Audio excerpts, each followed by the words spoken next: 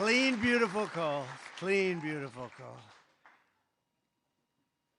We love clean, beautiful coal, don't we, Doug? Huh? I'm thrilled to welcome to the White House the men and women who light our cities. And, you know, you do things that people don't even understand. There's so much. You do so much. You heat our homes, fuel our factories, and turn natural resources into American riches and dreams. Our amazing coal miners. Thank you very much, fellas. That's great.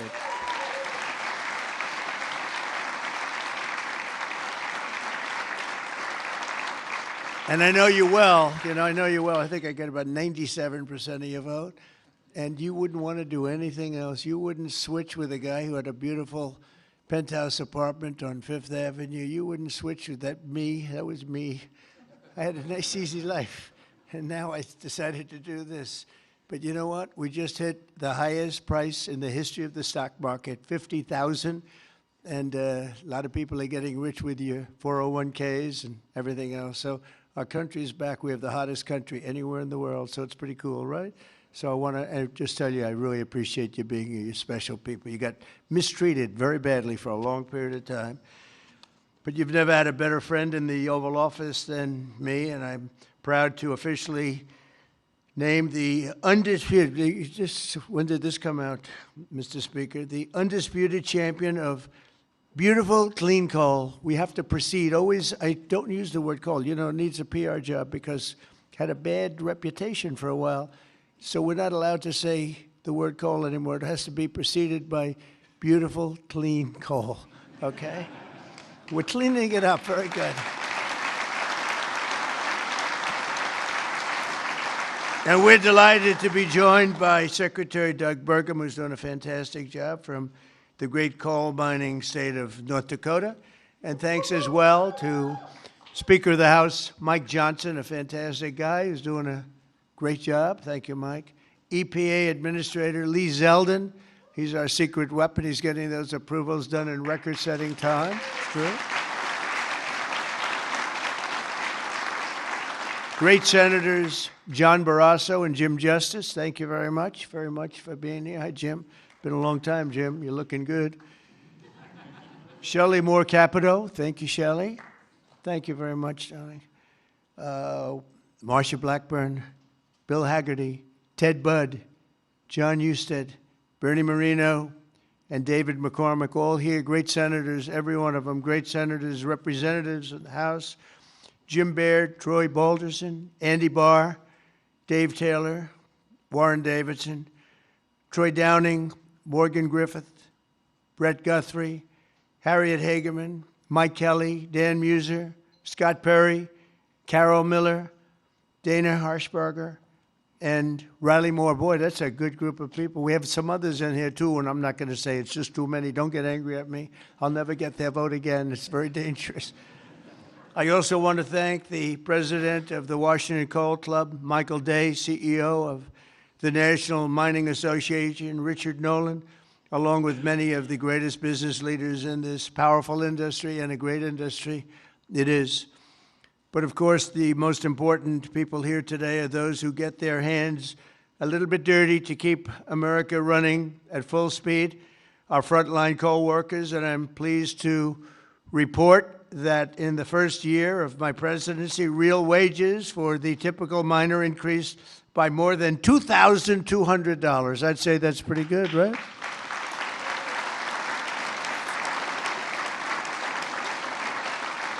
And I'll give you the bad news. It's the first time that that's happened in more than 27 years, all right? Those other presidents didn't take good care of you. They didn't take good care of you at all. They didn't realize what they had. The last time many of us were together, I signed a historic executive order to ensure that America's beautiful, clean coal plants would keep running when we need it most, and that's 24 hours a day in rain, sleet, and snow. You know, coal can operate when other substances can't. The Biden administration, he had no clue what he was doing. Shut down dozens of coal plants. They shut them down.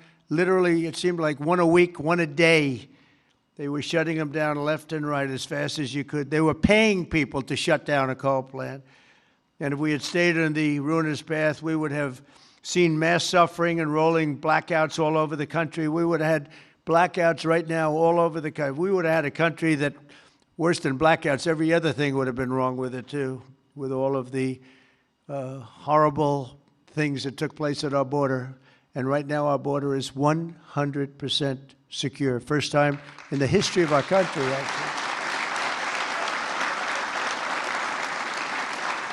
And you see it all the time. So instead, when large parts of our country were hit with winter storms, it was coal that kept the power on, and it was coal that never was bothered by cold weather, warm weather. It's never bothered by anything. It just keeps on chugging, right?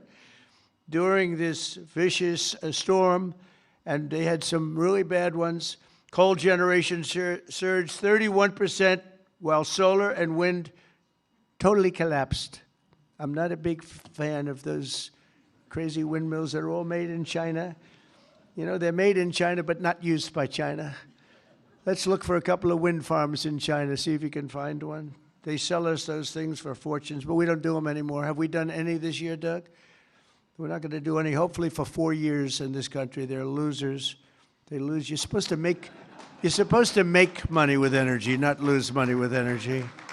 And they lose a lot of money.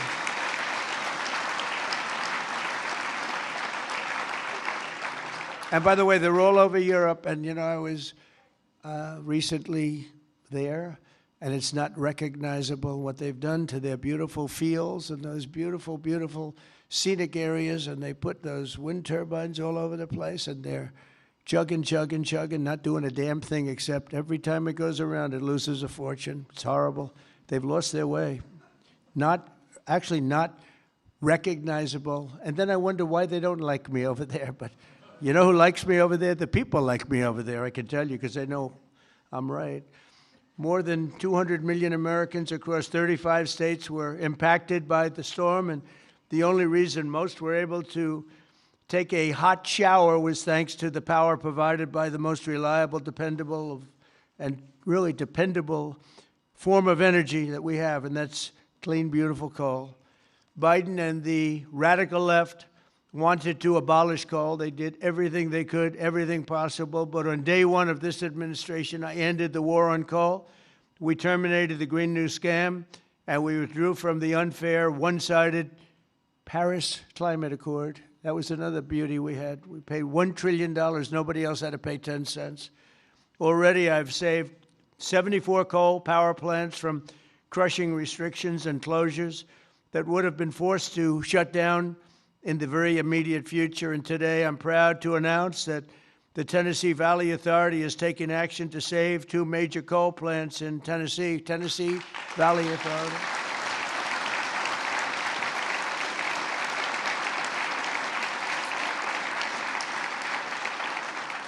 The plants are the Cumberland Fossil Plant and the Cumberland City.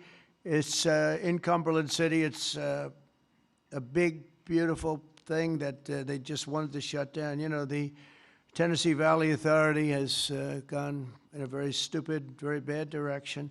The head of it, it's considered sort of semi-private. It's supposed to be semi-public, but it's semi-private. It's the highest paid government-type official in history. I think they pay them $10 million a year. They're paying them $10 million. I think the Speaker of the House wants to resign and head the Tennessee Valley Authority. And he could do a much better job, I can tell you that. Is that right, Doug? They pay him $10 million a year. Can you believe it? Well, Trump is on the scene now. We're going to make his life miserable. $10 million. I wonder what he got before he got that job. Probably making $150,000, right? And the Kingston Fossil Plant in Harriman, Tennessee. So they're going to remain open, and they're going to be vibrant. They're going to be improved, built up, and continue to do all the things that they do.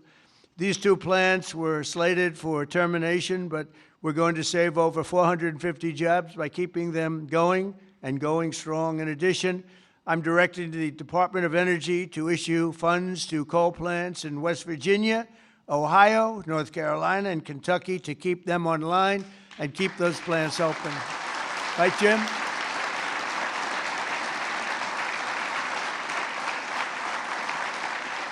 And very importantly, we're also bringing our coal mines roaring back to life. Under 4 years of the Biden administration, Sleepy Joe, not a single permit was approved for a new coal mining project. Think of it.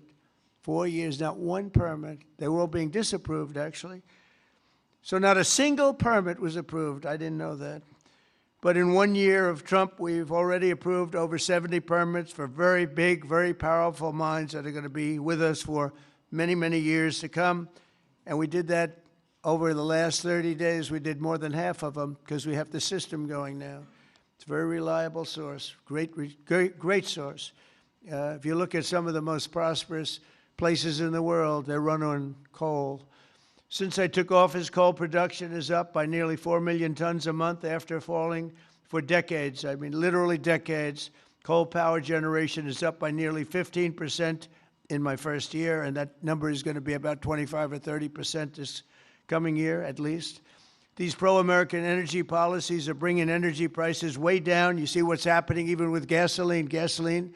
I was in Iowa last week, and it was $1.85 a gallon. And many of them are $1.99 and $1.91 I saw. We have them under $2 a gallon now. A little while ago, just a year and a half ago, they were at $3.50, $4, $4.50. In California, $7 because of the crazy taxes. Coal is one of the lowest priced energy sources, and it's probably considered by almost everybody to be the most reliable. It requires no subsidies because you make money with coal. More coal means lower cost and more money in the pocket of the American citizens and in the pocket, frankly, of the United States of America. That's not bad. Every once in a while, we have to take care of our country, right? With us today is Kayla Blackford, who drives a haul truck at Bear Run Mine in Dugger, Indiana. Great state. We love Indiana. I only like states that are one so big, you know. I want to pick no, I like them all. Where she has worked for 5 years. And she's joined by her wonderful husband, Eric, who also works at the mine, and their really incredible son, Isaac. And Kayla, if you could come forward, I'd like to just have you say a few words, please. Come on up. Where's Kayla? Kayla, oh, hi, Kayla.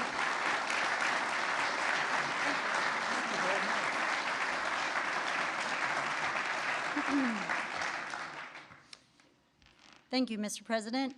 As he said, my name is Kayla Blackford, and I am so proud and honored to be here today representing Peabody and coal miners across this country. My husband and I both work at Bear Run Mine in southern Indiana. I drive a haul truck, and I train others on this large piece of equipment.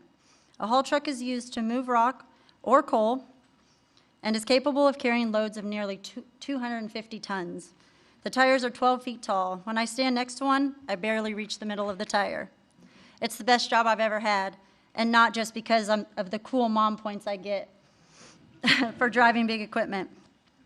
My job supports my family. It supports our community, and it keeps the lights on and electricity affordable, not just in Indiana, but across the country. As demand increases and our lives become increasingly electrified, America needs to generate more electricity, not less. For years, coal miners have felt the weight of policies that made our future uncertain. Over the past year, that weight has begun to lift. My son, Isaac, who's here today,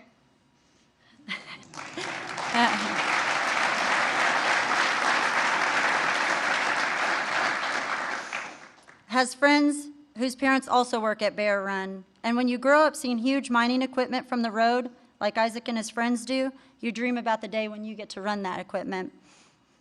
When a mine closes, families don't just lose their jobs. They're often forced to leave their communities, their schools, and their support systems behind. The common sense policies to keep coal plants running implemented by this administration mean that my husband and I can keep working, stay where we are, and continue raising our son in our community that we call home. And the impact is even greater than that because you, Mr. President, have single-handedly kept utility prices affordable, the lights on, and our jobs alive. We are real people under these hard hats. On behalf of America's coal miners, thank you, Mr. President, for recognizing the value of coal and the value of the people who power this industry every day. Thank you, Thank you so much. So nice to meet you. Thank you very much for all of you.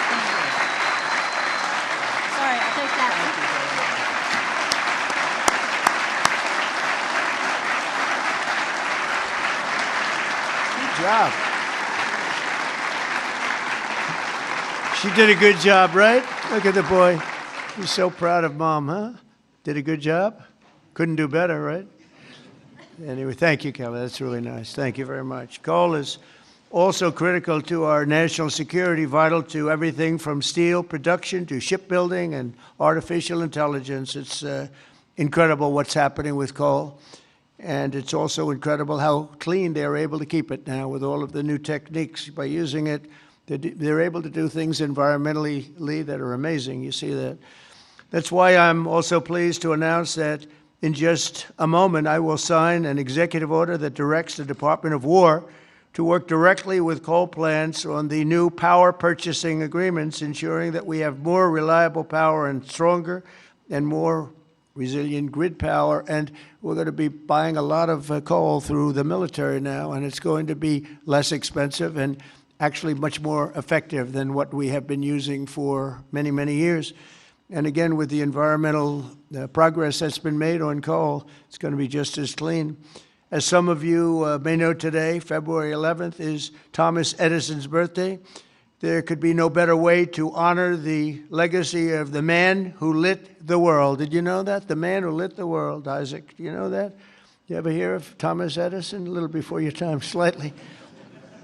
But then to reaffirm our commitment to American energy independence and the American energy dominance. We're going to be dominant. We are dominant right now. We have a new group of people that we're very close to, become very close to, and that's called Venezuela, where we're taking in this case, oil. We had 50 million barrels of oil that we have floating right now to Houston to be refined, and we're getting energy from all different sources. And so oil and gas is fantastic. So many of them are so good, but we're not going to use the bad ones. America is now the #1 energy producer in the world. We are by far #1. In fact, we're very soon going to be #1 by double what #2 is.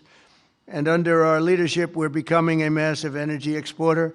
In just the past few months, we've made historic trade deals with Japan, Korea, India, and others to increase our coal exports dramatically. We're now exporting coal to all over the world, and the quality of our coal is supposed to be, I'm not an expert in coal, but I've been very good to the people that are. The quality of our coal is supposed to be the finest anywhere in the world.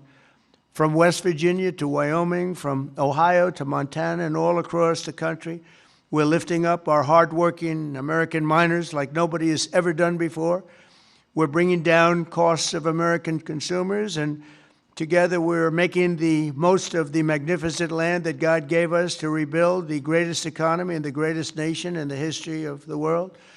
Another one of my favorite words is the word tariff. You know, tariff is very, I know they want to hear that little story. I used to say it's my favorite word. They said, what about God? What about religion? What about family and your wife, your children? So now I make it my 5th favorite word. Oh, you have no idea. I suffered. I was suffering from the fake news media. They were going after me when I said it was my favorite word. So I make it #5, and I think I'm generally speaking okay. They'd like it to be a little bit later than that.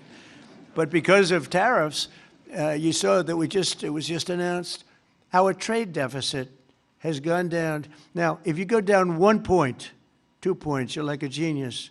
It's gone down 78%. 78%. Can you believe it? And we have to fight. Right, Speaker? And we have to fight. Just came out. Everyone's saying, that can't be right. 78% reduction in our trade deficit. And next year, we're going to be positive if we keep it all going. We're waiting for a very important decision from the Supreme Court. But I want to thank the speakers here because you have fought with me. You got it very early. Now almost everybody's getting it. But it's numbers that we've never seen. The other thing is breaking 7,000 on the S&P, and very importantly, 50,000 yesterday. 50,000 we broke on the Dow. And if you remember, when I won, they said if he could ever produce 50,000 by the end of his 4th term, by the end of his 4th year, it would be unbelievably successful. Well, we produce 50,000 in excess now, went up today, in excess of 50,000 at the end of my first year. So that's some difference. And that's because of tariffs. So we're doing numbers that nobody thought were possible. The economy is rich.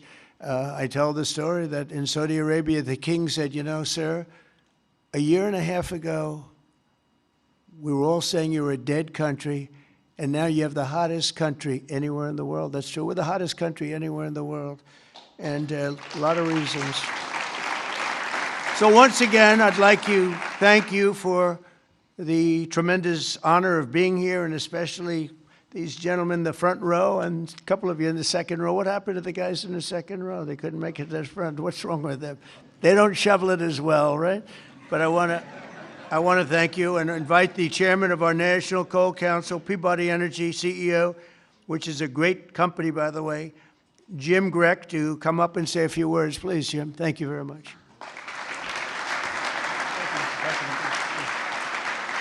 Taylor to cut back the flower.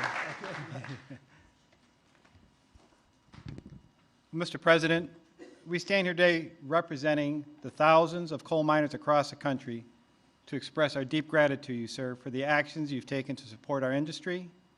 Your leadership and decisive actions have sent a powerful message. We have a president who, more than any other, deeply understands the importance of coal in supporting the future of this nation. Sir, you know what most people don't. The U.S. has more energy in its coal than any nation has in any single energy source. We have more energy than Russia has in its gas, and we have more energy than Saudi Arabia has in its oil. Yet before you, sir, presidents were afraid to allow coal to help keep electricity abundant and low cost. And Mr. President, that changed with you. We saw the impact of your wise policy in real time during the recent winter storm as temperatures plunged and demand surged. The coal plants you directed to keep open provided the stability and resilience that the grid needed. And today, thanks to your leadership, sir, we are working with your administration on the potential to build new coal-fueled power plants and having coal emerge as a source of rare earth elements and critical minerals that are essential for our national security and economic future. And because of you, sir, the mining towns that once feared for their futures are seeing new investment, renewed optimism, and a sense of pride restored. Families feel more secure, local businesses are growing again, communities that had been written off are reinvigorated. For the thousands of workers across this industry, your support has meant more than policy, sir. It has meant dignity, stability, and the recognition that their work matters in making America great again. So, sir, Mr. President, on behalf of Michael Day, the chairman of the Washington Coal Club, and all the coal miners across our great country, I'd like to ask there's some executives and coal miners that are going to join us on stage, and we are going to present you an award, sir. Oh, that's great. Thank you very much. Thank you.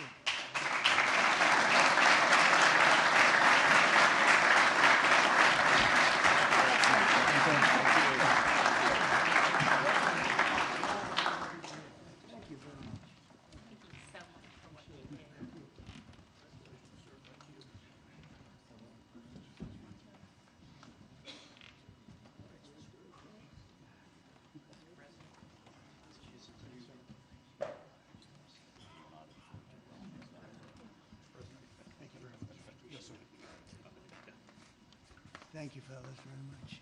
Thank you, Mr. President.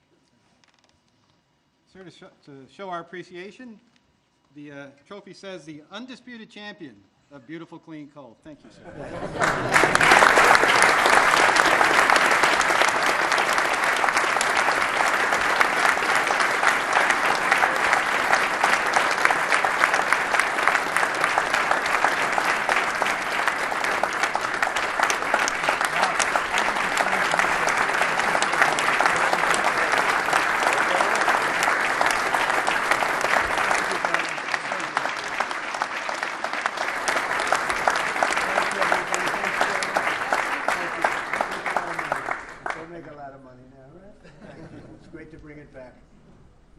Very badly, and now you're treated really well. Thank you very much. Thank you, everybody, very much. Appreciate it. Speaker, thank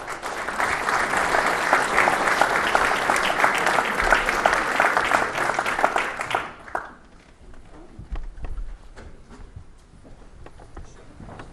don't use auto pens. There's no auto pen. Okay, come on up. That's great.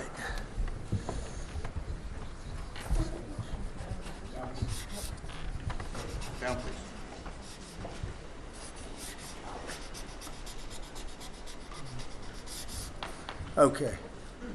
Here you go, fellas. Take these. Take these.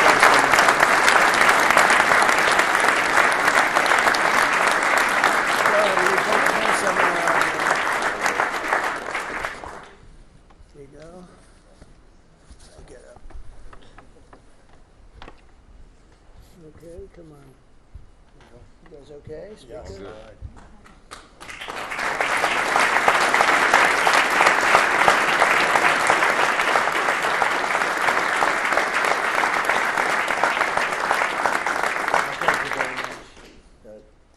Thank you very much. Good luck. Make a lot of money. Have a good time. Thank you.